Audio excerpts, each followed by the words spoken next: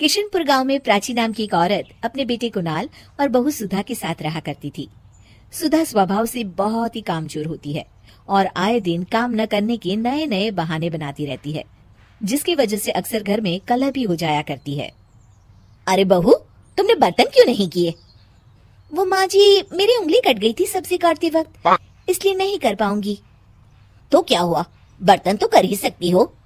नहीं ना माँ जी, सर्फ लगने से कटे हुए भाग में दर्द हो जाएगा। आज के लिए बर्तन आप ही कर लीजिए। इस तरह से सुधा रोज काम ना करने के नए नए बहाने ढूंढ ही लेती है। सुधा कुणाल के आते ही काम करने का दिखावा करती और उसके जाते ही वापस से नया नाटक करती। माँ, मुझे ऑफिस जाने में देरी हो रही है, आप जल्दी से नाश्ता दे दो। जी, आप माँ जी को क्यों बुला रहे हैं? मैं अभी आपके लिए आलू के पराठे बना देती हूँ। अरे वाह सुधा, जब से तुम आई हो माँ को कितना आराम मिल गया है। तुम सच में बहुत अच्छी बहू हो। प्राची सुधा की इस आदत से बहुत ही परेशान होती है, मगर वो कुछ भी नहीं कर पाती। इधर सुधा काम न करने का रोज एक नया बहाना ढूंढ लेती। अब कोई ऐसा बहाना बनाऊंगी जिससे माँ जी की चिकचिकी खत्म हो जाए और वो मुझे काम के लिए बोलना ही छोड़ दे। सुधा रसोई में जोर जोर से चिल्लाने का नाटक करती है और प्राची भागी भागी उसके पास आती है। क्या हुआ बहू? पता नहीं क्या हुआ माँ जी, अचानक आंखों में कुछ चला गया, दिखाई नहीं दे रहा मुझे। अरे कैसी बातें कर रही हो, आंखों को अच्छे से धोकर मसलो ना। आंखों को बहुत बार धो लिया मैंने, मगर कुछ भी नहीं दिख रहा अभी। और इस तरह उस दिन से सुधा अंधी होने का नाटक करने लगती है और घर का सारा काम प्राची के सर आ जाता है। वो समझ भी नहीं पाती कि आखिर सुधा को हुआ क्या। इधर सुधा की ऐश हो जाती है। वो अब बिस्तर पर बैठे बैठे हुक्म चलाती रहती है। माँ जी, जरा चाय तो पिला दीजिए ना। हाँ बेटा।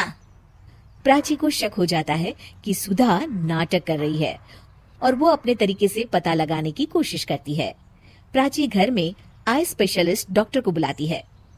देखिए ना डॉक्टर साहब, मेरी इतनी प्यारी बहू को न जाने किसकी नजर लग गई। हुआ क्या? अरे देख ही नहीं पा रही वो तो। क्या हुआ है आपको? पता नहीं डॉक्टर साहब, कुछ दिखाई नहीं दे रहा मुझे। ठीक है, मैं चेकअप करता हूँ। क्या हुआ है इसे? चेकअप में तो कुछ भी नहीं निकला है। इसका मतलब मेरा शक सही था, ये सिर्फ नाटक कर रही है। फिर भी डॉक्टर साहब, कोई तो इलाज होगा ना। सुधा घबरा जाती है। माँ जी, आप क्यों मेरी आंखों के पीछे पड़ गई हैं? मैं जिंदा हूँ क्या ये काफी नहीं है? आंखें भी ठीक हो जाएगी ना धीरे धीरे। नहीं बहू, तुम तकलीफ में हो ये मैं देख नहीं पा रही। डॉक्टर साहब आप देखिए ना, कोई तो इलाज होगा इसका।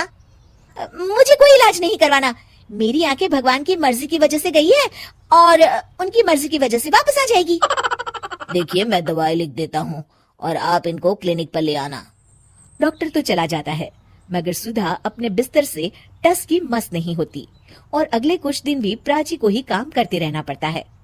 पानी सर के ऊपर से गुजर गया है, ये ऐसे नहीं सुधरने वाली। कुछ दिनों बाद प्राची कुछ काम से घर से बाहर गई होती है। हे भगवान, बहुत तेज भूख लगी है, पता नहीं माँ जी कब तक वापस लौटेगी, तब तक अपने लिए कुछ बना ही लेती हूँ। सुधा कुछ बना ही रही होती है कि तभी प्राची अचानक से लौट आती है। हे भगवान, माँ जी तो बहुत जल्दी लौट आई। जल्दी जल्दी चूल्हा बुझाने के चक्कर में उसके पल्लू में आग लग जाती है और वो जोर जोर से चिल्लाने लगती है। ये आवाज कैसी? प्राची भागी भागी रसोई की तरफ आती है। अरे बहू, ये आग कैसे लगी और तुम यहाँ क्या कर रही थी? पहले मुझे बचाइए माँ जी। प्राची फटाफट उसके ऊपर एक चादर डाल देती है और आग बुझाती है। सुधा के अंधे ना होने का सच अब सामने आ जाता है और वो प्राची से आंखें नहीं मिला पाती। ये सब क्या है बहू? मुझे माफ कर दो माँ जी। मुझे तुम पर शक पहले से ही था बहू, मगर काम चोरी इस कदर भी ना करो कि खुद को ही नुकसान हो जाए। ये हमारे घर का ही तो काम है ना बहू। अब और शर्मिंदा मत कीजिए माँ जी, मैंने आपको इतना तंग किया हमेशा, फिर भी आपने मेरी जान बचाई। कोई बात नहीं बहू, सुबह का भूला अगर शाम को घर लौट आए ना तो उसे भूला नहीं कहते। चल अब अपने हाथ की चाय तो पिला दे जरा। जी माँ जी।